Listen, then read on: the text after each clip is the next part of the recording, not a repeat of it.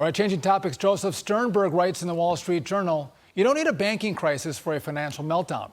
Post-2008 regulations may save us from a bank panic. The danger is every other financial institution. He joins us now. Welcome, Joseph Sternberg, Wall Street Journal editorial board columnist. So, Joseph, explain, what do you mean by that? Well, so the reason that we used to always worry about bank panics is because banks are so important in terms of, converting people's savings, the cash you put in your pension fund or your savings account into loans or, capital that can be used productively. Well, the problem is that over the past couple of decades, and especially since 2008, banks aren't the only institutions doing that. In fact, they aren't even the main institutions doing that. So you have this phenomenon where pension funds, insurance companies that do a lot of investing behind the scenes, mutual funds, hedge funds, money market funds are increasingly playing a lot of the role that banks used to play in the economy. And that means that they're increasingly a source of risk in the economy because, they are prone to the same kind of risks that we have seen in some of the recent bank problems over the past month, but they're regulated very differently. And in fact, it might be very difficult to regulate them the way that we regulate banks. I was on the Financial Service Committee in Congress, and the non-banks didn't want any regulation. They fought really hard to not be regulated. But is this a space where Congress needs to step in and have a new regulatory regime for non-banks, or do the regulators have authority to step in and regulate these non-banks if it is such a risk? Well, I think that what we need to do with the non-bank risk is to think about financial regulation completely differently, because the reality is that you'll probably never be able to regulate them the way that we've been regulating banks, especially after the 2008 financial crisis, just because these non-bank institutions are all so different from each other. I mean, a pension fund is very different from a money market fund. They operate very differently. They invest very differently. They have different kinds of customers.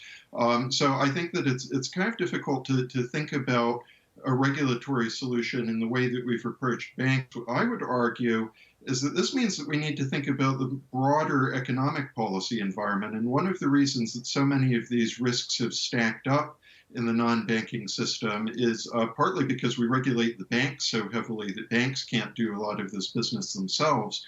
But also when you have a decade when interest rates are so low, when the Federal Reserve is so actively distorting the economy with quantitative easing, when the spending is out of control in Washington, you are naturally going to end up with a lot of risks in a lot of different parts of the economy. And so we need to think about actually normal monetary and fiscal policy as a better form of financial regulation than any rules that you might impose on a pension fund.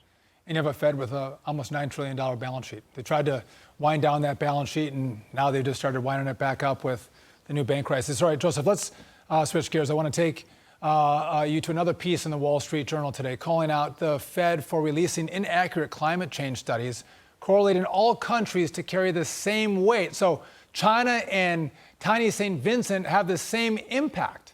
Really? I mean, how does the Fed come up with these kind of policies? And by the way, you look at all the economists inside the Fed, they become incredibly woke, more focused on climate change than focused on the real issues that they should be at the Fed, with inflation at a near 40-year high. Yeah, Sean, you're absolutely right that this kind of research is the stuff that the Fed economists are doing instead of what they should be doing, right. Things like banking regulation or trying to understand what's going on with inflation in the economy and how the Fed can get that under control. And it's really because they want to be able to use financial regulation as a backdoor to implement a lot of the climate policies that they've had trouble getting through the elected branches of government. And so that's really what's going on here. And I think that the point of the piece in the Wall Street Journal that you refer to is that they're relying on a lot of bad economics to justify this. A lot of studies with very questionable design that are supposed to make it look like there's a lot of economic science behind what is really just a regulatory grab. Yeah, they want to say that if you have some slight increase in temperature, you're going to diminish economic growth, and they come up with the answer and then figure out how they can do the statistical analysis to come out with that result. It's complete bogus, and it's great that the Wall Street Journal is exposing it. Joe Sternberg, thanks for joining me. Appreciate it.